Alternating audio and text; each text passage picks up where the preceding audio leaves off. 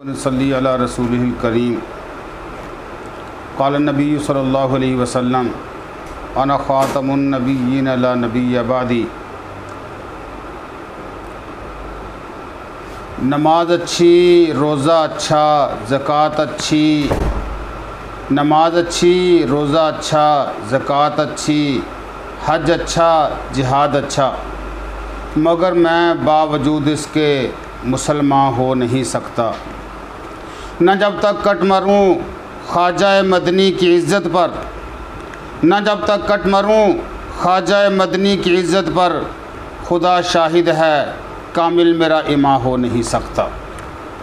दोस्तों, साथियों, आज का प्रोग्राम 7 सितंबर यौम ख़त्म नबूवत के हवाले से है। ख़त्म नबूवत इस्लाम के बुनियादी अकायद में से एक अक़ीदा है। आका ताजदार मदीना सल्लल्लाहु अलैहि वसल्लम का फरमान है कि मैं आखिरी नबी हूँ, मेरे बाद कोई नबी नहीं आएगा।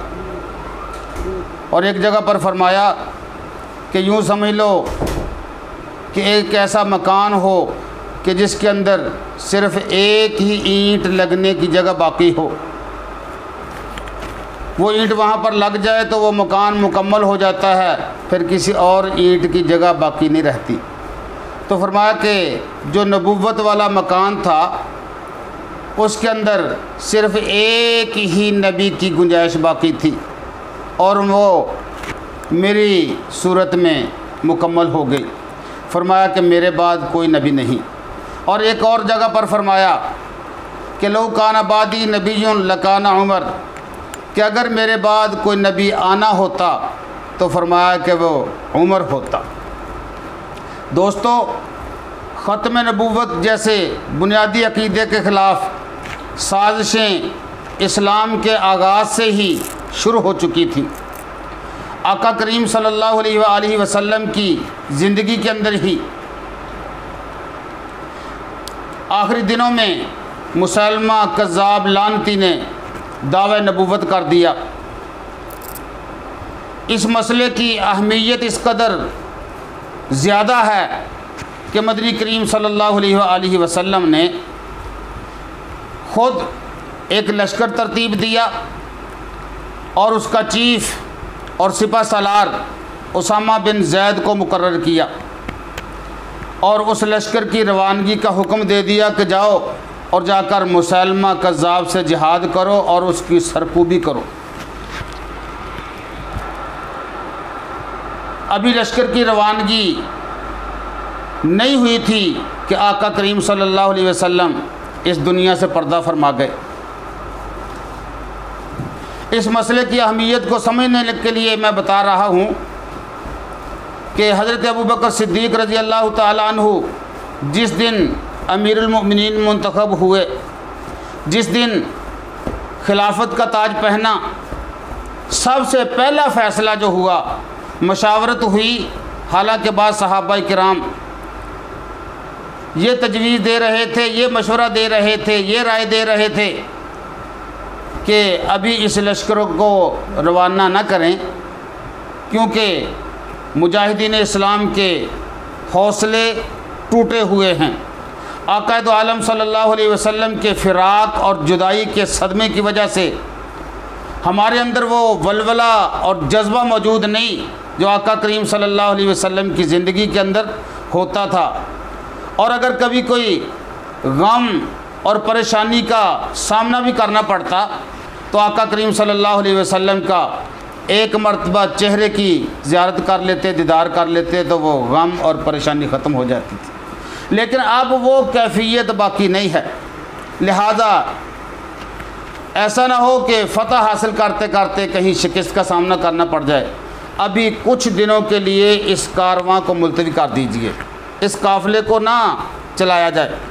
लेकिन हज़रत अबू बकर सिद्दीक़ रज़ी अल्लाह ताला अन्हु चूँकि इसकी अहमियत को समझते थे, उन्होंने फरमाया कि मैं हर हालत में इस लश्कर को रवाना करना चाहता हूँ। ये वो लश्कर है जिसको मेरे आका करीम सल्लल्लाहु अलैहि वसल्लम आखिरी वक़्त में जिसके चलने का हुक्म फरमाया था। मैं कौन होता हूँ? आका करीम सल्लल्लाहु अलैहि वसल्लम के हुक्म को रोकने वाला। लिहाजा ये लश्कर जाएगा और ज़रूर जाएगा। अगर कोई भी इस लश्कर के अंदर ना जाए तो मैं ख़ुद अकेला जाऊंगा और जाकर मुनकरीन ख़त्म नबूवत के फितने को सरकूबी करने के लिए जितने भी इक़दामात कर सका वो करूंगा। चुनाचे बात लंबी हो गई तो फिर हर दौर के अंदर कुछ लोग ऐसे आते गए लानती किस्म के कज़्ज़ाब जो दावे नबूवत करते रहे। वक़्त के उलमा, फ़ुक़हा, मुजाहिदीन इस्लाम उनका मुकाबला करते रहे, उनकी सरकूबी करते रहे, उनका कलाकमा करते रहे। वक़्त गुज़रता गया। बर्र सगीर पाक व हिंद के अंदर अंग्रेज़ के दौर के अंदर एक लानती दज्जाल ने, कज़्ज़ाब ने, जिसका नाम मिर्ज़ा ग़ुलाम अहमद कादियानी था, दावे नबूवत किया। कहने लगा कि मैं नबी हूँ, हालांकि वो आँखों से काना था। कहने लगा कि मैं नबी हूँ। उलमा किराम उठ खड़े हुए, 1 2 3 4 5 बहुत सारे उलमा मैदान के अंदर आ गए। उसको पहले मुनाजरे की दावत दी, फिर मुबाहले की दावत दी, मुजादले की दावत दी। गर्ज़े के हर सतह पर, हर मैदान के अंदर, हर स्टेज के अंदर मिर्ज़ाइयत को शिकस्त का सामना करना पड़ा। फिर वक़्त वो आया कि मुसलमानों के अंदर ये तहरीक चली 1953 के अंदर, जिसके अमीर शरीयत सैयद अताउल्लाह शाह बुखारी रहमतुल्लाह अलैह थे।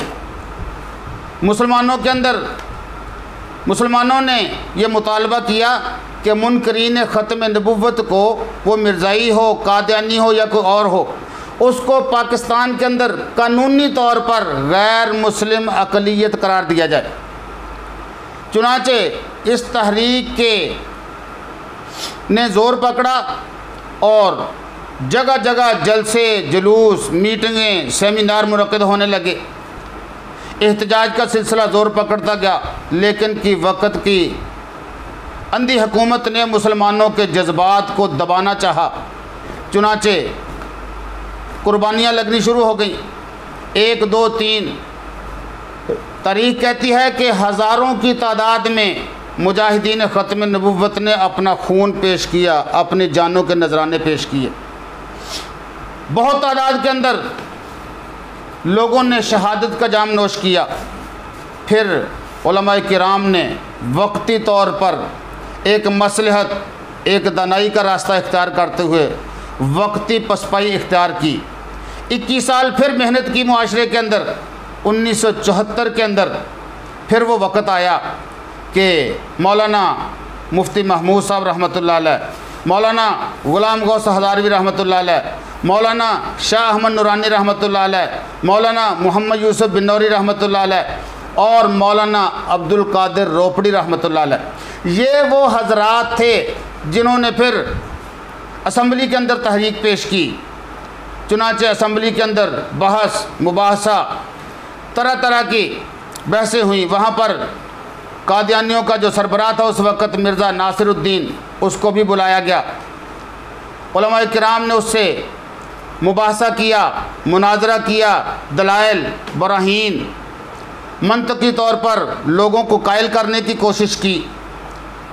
हालांकि भुट्टो का दौर हुकूमत था, लेकिन उलमा के दलाइल अल्हम्दुलिल्लाह इतने वज़नी थे कि भुट्टो जैसा सेकुलर हुक्मरान भी उलमा के दलाइल के सामने हथार फेंकने पर मजबूर हो गया। बिला आखिर उलमाए किराम कायदीन की कोशिशें, मेहनतें और काविशें और जिद्दोजहद रंग लाई। फिर वो वक़्त आया कि पाकिस्तान की कौमी असम्बली ने मुत्तफ़िक़ा तौर पर कादियानियों को, मुनकरीन ख़त्म नबूवत को गैर मुस्लिम अक़लियत करार दे दिया। अल्हम्दुलिल्लाह 7 सितंबर 1974 का दिन वो अज़ीमुश्शान इस्लामी तारीख़ का दिन था कि जिस दिन मुनकरीन ख़त्म नबूवत को किसी इस्लामी रियासत के अंदर बाकायदा तौर पर गैर मुस्लिम अक़लियत डिक्लेयर किया गया। कानूनी तौर पर। और एक और पहलू मैं कहता हूँ कि मौलाना अनवर शाह कश्मीरी रहमतुल्लाह अलैह बहुत बड़े मुहद्दिस गुज़रे हैं। रियासत बहावलपुर के अंदर एक अदालत के अंदर बहस हुई एक मिर्ज़ाई से। मुसलमानों ने मौलाना अनवर शाह कश्मीरी को बुलाया कि हज़रत आप दलाइल दें। जज के सामने मौलाना अनवर शाह कश्मीरी ने इतने वज़नी दलाइल दिए, आखिरी उम्र के अंदर सफ़र नहीं कर सकते थे, मुबाहसा नहीं कर सकते थे, लेकिन ख़त्म नबुव्वत की अहमियत के पेश नज़र वहाँ पर पहुँचे हैं और अपने इल्म के दरिया को बहा दिया। और अभी अदालत का फ़ैसला नहीं आया था कि शाह जी बीमार हो गए। कहने लगे कि अगर तो मैं ज़िंदा रहा तो इंशाअल्लाह अपने कानों से उस फ़ैसले को सुन लूँगा, और अगर मेरी ज़िंदगी ने वफ़ा न की तो मेरा विजदान ये कहता है कि इंशाअल्लाह फ़ैसला मुसलमानों के हक़ में आएगा, और वो फ़ैसला तुम लोग मेरी कब्र के ऊपर आकर पढ़ कर सुना देना। मैं महसूस करूँगा इंशाअल्लाह कब्र के अंदर भी कि एक गुना हद तक मुझे वहाँ पर सुकून मिलेगा इस फ़ैसले को सुनकर। शाह जी रहमतुल्लाह अलैह फरमाया करते थे कि अगर कोई मुसलमान फासिक भी हो, फाजिर भी हो, गर्ज़े के मुआशरे की जितनी बुराइयां हैं उसके अंदर मौजूद हों, लेकिन वो ख़त्म नबुव्वत का शदाई हो, हर महफ़िल के अंदर, हर मजलिस के अंदर ख़त्म नबुव्वत का काम करे, लोगों को कायल करने की कोशिश करता रहे, तो मैं गारंटी देता हूँ कि उसकी सारी बुराइयों के बावजूद भी मैं गारंटी देता हूँ कि वो जन्नत के अंदर ज़रूर जाएगा। क्योंकि ख़त्म नबुव्वत का काम इतना अहम काम है कि जो ये करेगा अल्लाह के रसूल सल्लल्लाहु अलैहि वसल्लम की शफ़ाअत इंशाअल्लाह उसका मुक़द्दर बन जाएगी। तो भाई 7 सितंबर मुजाहिदीन ख़त्म नबुव्वत को अल्लाह तबारक व तआला ने इंतहाई आला किस्म की कामयाबी से नवाजा, फ़तह उनका मुक़द्दर बनी। मुस्लिम उम्मत ने फ़ख्र से अपने सर को बुलंद करके ये कहना शुरू कर दिया कि मुनकरीन ख़त्म नबुव्वत काफिर है, जो माने वो भी काफिर है। तो भाई ये दिन इंतहाई अजीमुशान और यादगार दिन है। आप लोग, मैं आज खराज तहसीन पेश करता हूँ उन कायदीन किराम को, उलमाए किराम को और मुजाहिदीन ख़त्म नबुव्वत को, और उन शुहदाए किराम को ख़ासकर जिन्होंने अपनी जान के नजराने पेश किए हैं ख़त्म नबुव्वत के तहफ़्फ़ुज़ के लिए। भाई कल 6 सितंबर था, कल भी शुहदा को खराज तहसीन पेश किया, उन शुहदा को जिन्होंने मेरे मुल्क की सरहदों का दिफा करते हुए अपनी जानों का नजराना पेश किया। आज 7 सितंबर है, उन शुहदा को खराज तहसीन पेश करता हूँ जिन्होंने मेरे ईमान का तहफ़्फ़ुज़ करते हुए अपने जानों का नजराना पेश किया। फ़क़त वस्सलाम।